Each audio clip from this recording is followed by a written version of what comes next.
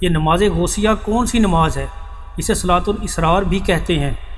قرآن و حدیث میں اس کا وجود کہاں ہے؟ قرآن و حدیث میں دور دور تک اس کا وجود کہیں بھی نہیں ہے۔ صحیح۔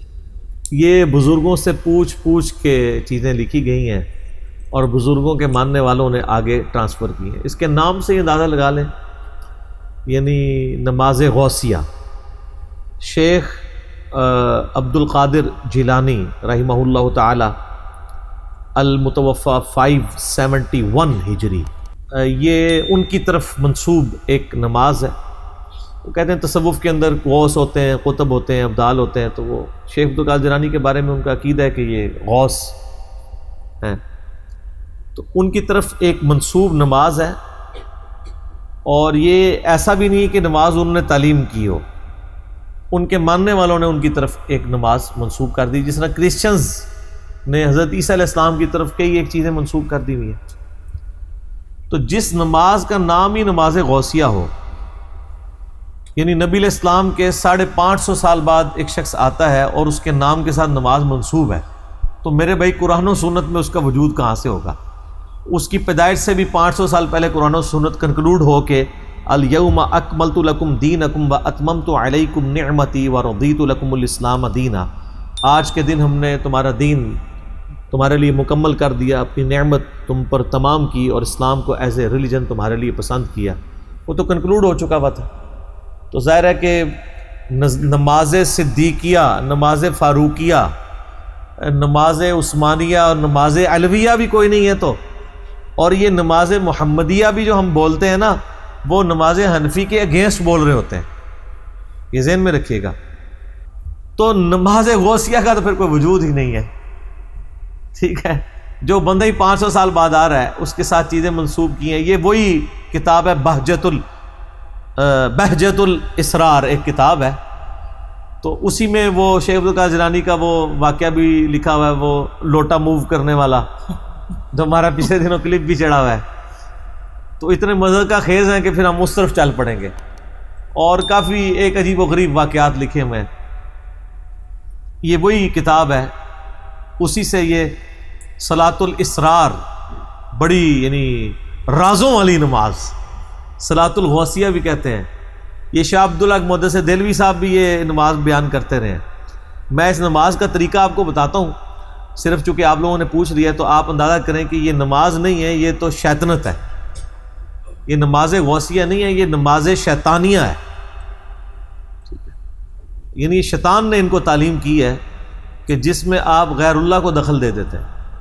یہ ہمارا ریسرچ پیپر ہے نا، دعا صرف اللہ ہی سے، ریسرچ پیپر نمبر 3، جس میں میں نے عقیدہ توحید کے حوالے سے جتنے وسوسے دیے جاتے ہیں نا ان کا رد کیا ہے، جتنے انہوں نے لیم ایکسکیوزز دیے ان کا رد کیا۔ اس ریسرچ پیپر کا میں نے باقاعدہ پھر ایک لیکچر میں ریکارڈ کروایا، دعا صرف اللہ ہی سے، مسئلہ نمبر 3، اسی کی ایکسٹینشن مسئلہ نمبر 43۔ اس میں نماز غوثیہ کا سنت طریقہ لکھا ہوا ہے۔ وہ کہتے ہیں نا 11ویں شریف دینے کا سنت طریقہ، 11ویں شریف خود ہی بیچاری باہر ہے سنت سے، تو طریقہ کہاں سے سنت ہونا ہے، ٹھیک ہے نا؟ وہ پھر لکھا ہوتا ہے مزارات پہ حاضری کا سنت طریقہ۔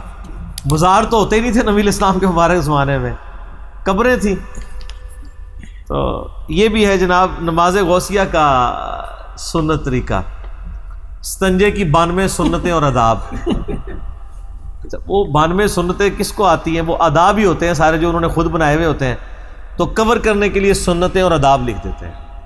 اور وہ استنجے کے طریقے کے اوپر بھی، رمضان کی حالت میں آپ نے کیسے استنجا کرنا ہے، وہ یوٹیوب کے اوپر ویڈیو بولی بالی عوام کی اویلیبل ہیں، اور ان کا لوگ مذاق اڑاتے ہیں۔ مذاق نہ اڑایا کریں، یہ ان کے بزرگوں نے ان کے ساتھ ہاتھ کیا ہے، یعنی یہ جو کچھ بیان کر رہے ہیں وہ فقہ حنفی کی کتابوں میں لکھا ہوا ہے۔ تو وہ انہوں نے کیا کچھ لکھا ہے، میں یعنی وہ اتنی فضول گفتگو میں تو نہیں کر سکتا، میں متحمل نہیں ہوں۔ نماز غوثیہ کا سنت طریقہ انورٹڈ کاماز میں سنیں، اس کے پیج نمبر 4 پہ میں نے نقل کیا ہے۔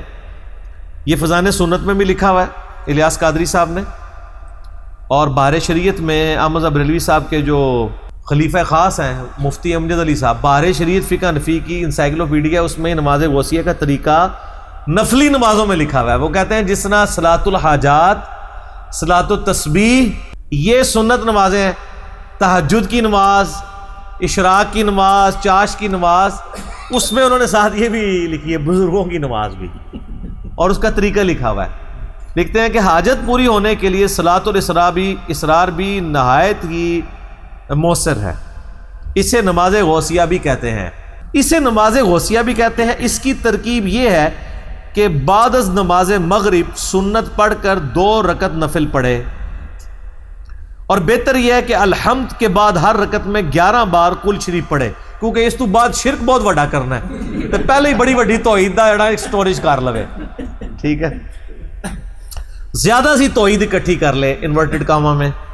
11 بار قل هو اللہ احد پڑھے، سلام کے بعد اللہ کی حمد اور ثنا کرے، پھر نبی صلی اللہ علیہ وآلہ وسلم پر 11 بار درود و سلام عرض کرے، پھر عراق کی جانب 11 قدم چلے. یعنی پہلے قبلہ تھا خانہ کعبہ شریف، اب تھوڑا سا رائٹ پہ ہو جائے تو عراق کی طرف 11 قدم چلنے ہیں جی، کم زیادہ نہیں. تو اس کے مطلب یہ ہے کہ یہ نماز غوثیہ پڑھنے کے لیے آپ کو یہ چیک کرنا پڑے گا کہ آپ نے یہ 11ویں یا 12ویں صف میں جا کے پڑھنی ہے. پہلی صف میں تو پڑھ نہیں سکتے، کیونکہ آپ پھر عراق کی جانب تو قدم نہیں کر سکتے، کیونکہ عراق جو ہے وہ پاکستان، انڈیا، بنگلہ دیش سے کوئی 90 ڈگری پہ تو نہیں ہے. خانہ کعبہ شریف کے خانہ کعبہ شریف یوں ہے تو تھوڑا سا رائٹ کی طرف ٹلٹ کریں تو عراق آ جاتا ہے. 5 ڈگری، ہاں اتنا ہی آلموسٹ. تو اس کا مطلب ہے کہ آپ کو اب 11 قدم چلنے ہیں تو سامنے کم از کم 8-10 صفحے تو چاہیے. چھوٹے چھوٹے قدم بھی اگر چلائیں تو آپ کو، یعنی اس پہ ویسے اس کو ان کا طریقہ لکھنا چاہیے کہ مسجد کی 12ویں صف میں ادا کریں، یہ بھی ہونا چاہیے. دیکھو اسی تو پڑھ لکھے بندے ہیں نا، تو اسی تو اور چیزاں بھی دیکھیں گے نا. ایک بندہ نیت کر بیٹھے جو تو سلام پڑھے کہ اوہ 11 قدم کے لیے چلا، پھر انہوں پیچھے جا کے نہیں. تو اس میں میرے خیال ہے ہم بزرگوں کے ماننے والوں کو مشورہ کریں گے کہ یہ غوثیہ، نماز غوثیہ کا طریقہ آپ کے بزرگوں سے تھوڑا سا اس میں کمزوری رہ گئی. اس کی نماز غوثیہ کی سنتیں اور آداب میں ایک ادب اور ایڈ کر لیں کہ مسجد، ایسی مسجد میں جائیں جس کی کم از کم 11-12 صفحے ہوں، اس کی آخری صف میں. پھر سترہ بھی سامنے رکھنا پڑے گا کیونکہ کوئی سامنے سے گزر نہ جائے. سترہ سامنے رکھیں یا کسی ستون کے پیچھے آپ پڑھیں، ہاں سین میں پڑھ لیں. پھر عراق کی جانب 11 قدم چلیں اور ہر قدم پر پڑھیں. نعوذ باللہ. اب پڑھنا کیا آپ، یعنی یہ شرکی الفاظ دیکھیں. شیخ عبد القادر جیلانی قیامت الدین ان کے دشمن بن جائیں گے. وہ سورۃ الاحقاف کے شروع میں آتا ہے نا کہ یہ جن ہستیوں کو پکار رہے ہیں نا، ان کو تو پتہ بھی نہیں کہ ان کو پکارا جا رہا ہے، اور قیامت والے دن یہ ہستیاں ان کی دشمن بن جائیں گی اور وہ اللہ کو کہیں گی کہ یا اللہ انہوں نے ہمیں پکارا ہے، ہمارا کوئی قصور نہیں ہے، اور وہ ان سے اعلان برات کر دے گی. یہ ساری آیات میں نے مسئلہ نمبر 121 میں کور کی ہوئی ہے کہ بزرگ خود ہی دشمن بن جائیں گے بزرگوں کے ماننے والوں کے. جس طرح آج ہم بزرگوں کے ماننے والوں کے دشمن ہیں نا، تو قیامت دن بزرگ بھی ہمارے ساتھ کھڑے ہوں گے، وہ کہیں گے بالکل ہم بھی ان کے دشمن ہیں. ٹھیک ہے، تو بزرگوں کے طریقے پہ تو ہم ہوئے نا پھر. بالکل صحیح. ٹھیک ہے، کیونکہ بزرگوں نے بعد میں دشمن ہونا ہے، ہم دنیا میں بتا رہے ہیں دشمنی کر کے کہ بھی اللہ کے بندوں بچ جاؤ. سورہ احقاف کی آیت نمبر 5 اور 6 میں نے اس کے ساتھ ایڈ بھی کیا ہے. نماز غوثیہ کے فوراً بعد میں نے اپنا عقیدہ بھی اس میں بتا دیا. وہ کہتے ہیں 11 قدم چلے اور ہر قدم پر کہے یا غوث الثقلین، اے جنوں اور انسانوں کے فریاد رس، یا کریم الطرفین، اور اے ماں اور باپ دونوں کی طرف سے عالی شان والے، یعنی حسن و حسینی تھے نا حضرت شیخ عبد القادر جیلانی. اغثنی، میری مدد کیجئے، میری فریاد رسی کیجئے، ومددنی، اور میری مدد فرمائیے، فی قضاء حاجتی، اس حاجت کے پورا ہونے میں. یا قاضی الحاجات، اے حاجتوں کے پورا کرنے والے. لعنت اللہ علی الکاذبین ولا حول ولا قوۃ الا باللہ العلی العظیم. یہ سر یہ جو سلسلہ نقشبندیہ کے اندر جو ختم پڑھے جاتے ہیں نا، اور سلسلہ قادریہ کے اندر جو ختم پڑھے جاتے ہیں، ان میں وہ جو اللہ تعالیٰ کے لیے لفظ استعمال کرتے ہیں وہ یا قاضی الحاجات. ان کو یہ سمجھ نہیں آتی، ایک جگہ اللہ کے لیے استعمال کرتے ہیں، دوسری جگہ وہی الفاظ شیخ عبد القادر جیلانی کے لیے. جو فوت ہو کے جا چکے ہیں ان کو پتہ بھی نہیں، تو کہتے ہیں یہ آپ کریں تو وہ آپ کی مدد کو پہنچیں گے. اور اس طرح کی یہ باتیں لکھی ہوئی ہیں. اس پہ میں نے آیت نقل کی تھی، وہ سورہ الاحقاف کی آیت نمبر 5 اور 6. وَمَنْ أَضَلُّ مِمَّنْ يَدْعُو مِن دُونِ اللَّهِ، اس سے بڑھ کر گمراہ کون ہے جو اللہ کے علاوہ اور ہستیوں کو پکارے من لا یستجیب لہ یوم القیامہ، جو قیامت تک اس کی بات نہیں سن سکتی، وہم عن دعائہم غافلون، بلکہ وہ تو ان کے پکارنے سے خود ہی غافل ہیں، وَإِذَا حُشِرَ النَّاسُ، اور جب قیامت والے دن لوگوں کو جمع کیا جائے گا، كَانُوا لَهُمْ أَعْدَاءً وَكَانُوا بِعِبَادَتِهِمْ كَافِرِينَ، تو وہ خود ہستیاں ان کی دشمن بن جائیں گی اور وہ ان کی عبادت کا انکار کر دیں گی، یعنی اتنا ڈر جائیں گے کہ اللہ سانو نہیں انہوں نے پکارا، پتہ نہیں کیوں پکار دے رہے ہیں سر، اللہ کے سامنے کون کھڑا ہو سکتا؟ تو اللہ کے علاوہ کسی کو آپ غائب میں مدد کے لیے دعا کے طور پہ نہیں پکار سکتے۔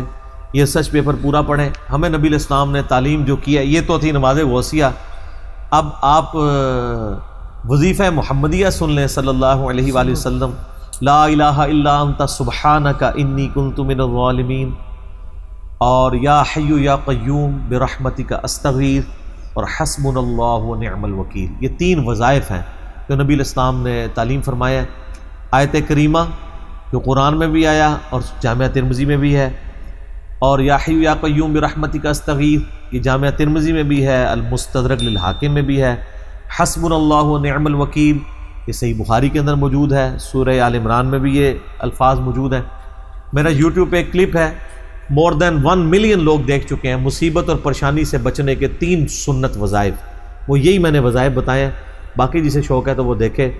اور نماز غوثیہ جن لوگوں نے پڑھی ہوئی ہے اللہ تعالیٰ ان کو معاف کرے، وہ توبہ کریں فوراً سے پہلے اور اللہ کی طرف رجوع لائیں۔ شیخ عبدالقادر جیلانی نے کہیں یہ تعلیم نہیں فرمایا، بزرگوں نے لکھی ہیں، بزرگ اپنے اعمال کے خود جواب دیں، ہمارا کوئی بزرگوں کے ساتھ لینا دینا نہیں ہے۔ ہم اسی لیے کہتے ہیں جس طرح اتنے خداؤں کی جگہ ایک خدا کو مان لیں تو زندگی سکون میں آ جائے گی، اسی طریقے سے سارے بزرگوں سے اعلان برات کر کے ایک بزرگ امام اعظم سیدنا و مولانا محمد الرسول اللہ صلی اللہ علیہ وآلہ وسلم کو اپنا راہبر مان لیں تو ساری مصیبتوں سے جان چھوٹ جائے گی۔ ٹھیک ہوگا جی؟